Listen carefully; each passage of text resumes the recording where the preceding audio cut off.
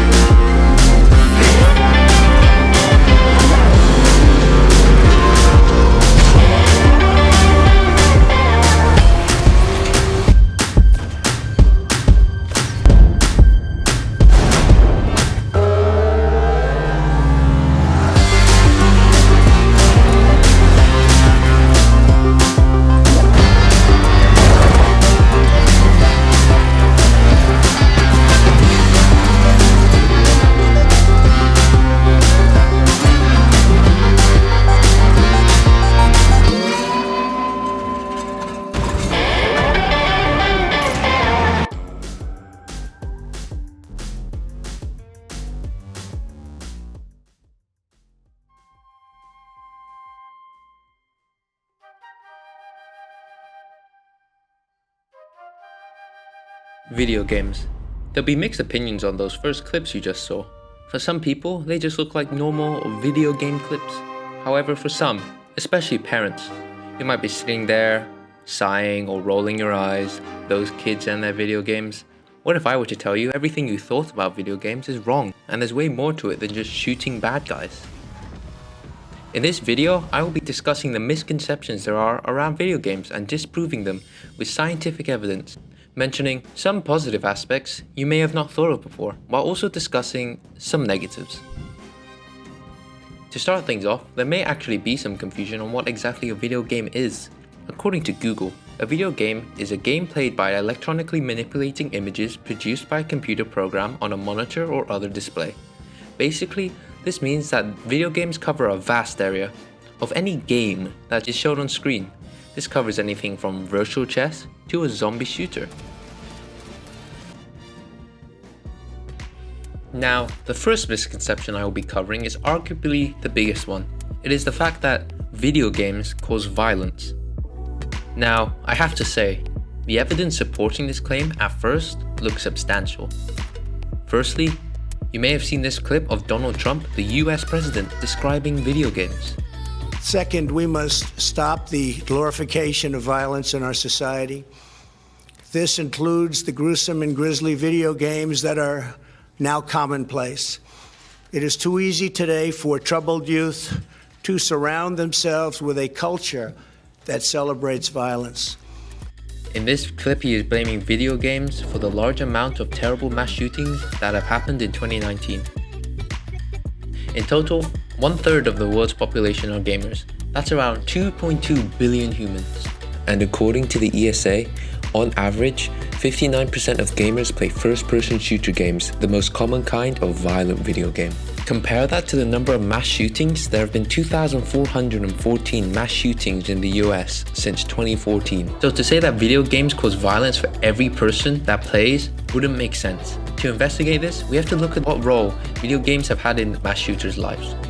According to a report conducted by the Secret Service in 2004 about mass shootings in history, only 12% of attackers exhibited an interest in violent video games. Additionally, if you look at the statistics for violent crime being conducted between 1998 and 2015, you can see it's actually decreasing.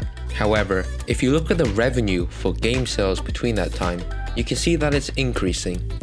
And that isn't the only evidence. A multitude of research articles have been conducted investigating the effect of video games on violence, most notably one published in 2014 written by Brad J. Bushman called Boom Headshot: Effect of Video Gameplay and Controller Type on Firing Aim and Accuracy.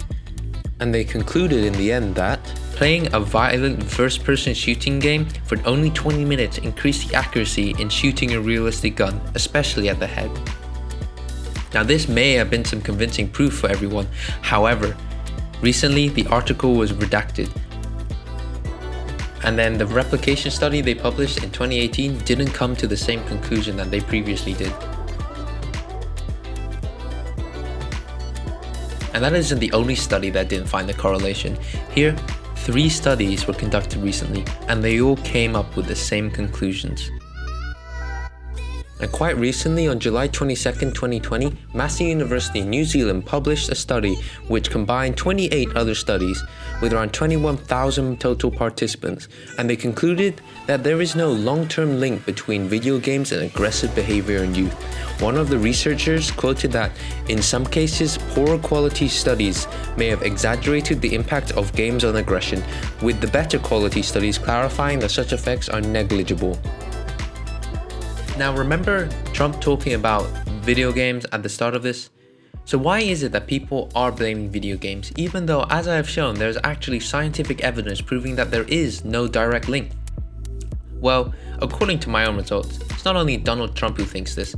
Out of the 143 responses to my survey, when asked, do video games cause violence, 71 chose no, 43 chose yes, and the rest chose not sure.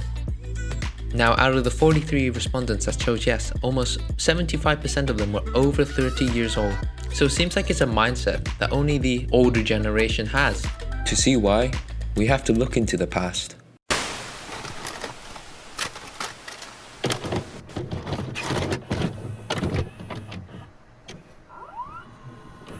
In 1980, video games are the rage, swallowing quarters by the millions, launching a new entertainment industry, and setting the pace for the world's infatuation with high-tech electronic gadgets.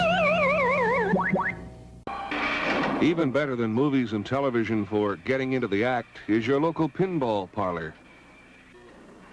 It provides an endless variety of methods for a little synthetic killing. It's all harmless fun, says the Californian who devised Death Race. In Los Angeles, Paul Jacobs. Death Race really is fantasy, and nothing more than that. And we don't try to depict anything that really happens in real life. If you drove your automobile, you ran into a skeleton, he emitted somewhat of a shriek, turned into a grave marker. It's a human being. Is it harmful?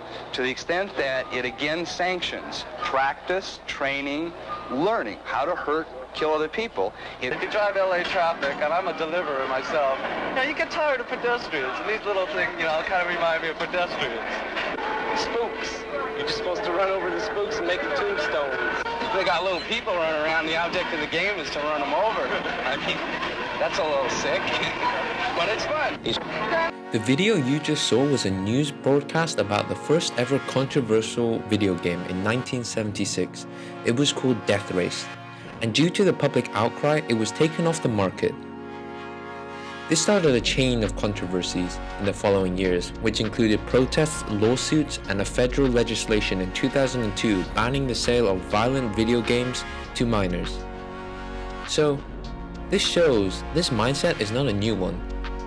Maybe the fact that there have always been these negative connotations towards video games, no one in the general public has really stopped to question it. One thing I hear a lot personally when playing games is that playing video games will get you nowhere. Now, this is in fact completely incorrect. Some of you may be sitting here wondering, how could staring at a screen for hours benefit anyone in any way? Well, let me tell you. Firstly, the gaming industry is growing rapidly. For example, the value of the video game industry in 2019 was $120 billion, while it is predicted to be worth over $196 billion in 2022. The vast size of this industry brings a lot of benefits. For example, the amount of jobs created just for producing video games is huge.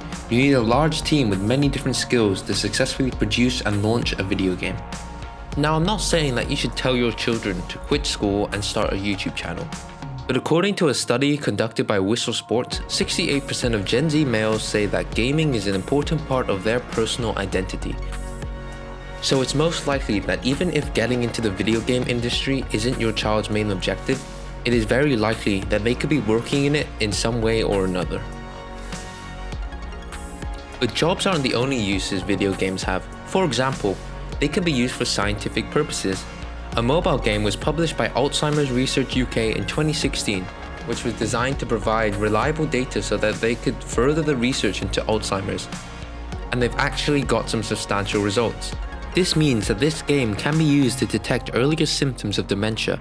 They recently released a sequel, but instead of an app, it's a VR game, allowing for a more immersive experience. Now on the topic of VR, that's another use of video games.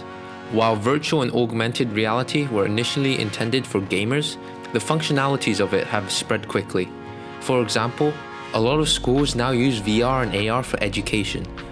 VR and AR allow students to interact with things that they may have never had access to in real life, such as models of large animals and going to remote places. It also allows them to interact with things in a way that could never be done without this technology. There have been other games designed to treat medical conditions too. In 2012, a study was done on Sparks, a game designed to help treat adolescents with depression, and they concluded that it could be used to address some unmet demand for treatment. Now the game is definitely outdated now, but it still proves a use for video games.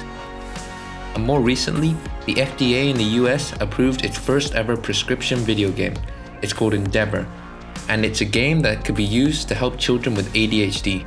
In their study, they also concluded that, although further research is needed for this digital intervention, Endeavor could be used to improve pediatric patients with ADHD while presenting minimal adverse effects. And you can actually join the waitlist today on their website to be one of the first to try this out. Now, to conclude, games do have their negatives. For example, a study was done linking in-game loot boxes to gambling addiction, and then proved again in the replication study. However, with some countries beginning to ban randomized loot boxes, this should hopefully not be an issue for long. Additionally, the WHO has recognized gaming addiction as a mental disorder, but there's much debate around their choice, with other organizations like the ESA disagreeing, stating that it recklessly trivializes real mental health issues like depression and social anxiety disorder, which deserve treatment and the full attention of the medical community. I firmly believe that all the positives that I've mentioned throughout this video outweigh the possible negatives greatly, and I've only mentioned a couple of positives. Over time, as technology improves and more research is done around the topic of video games, even more benefits will be revealed, further proving that video games are indeed a positive thing.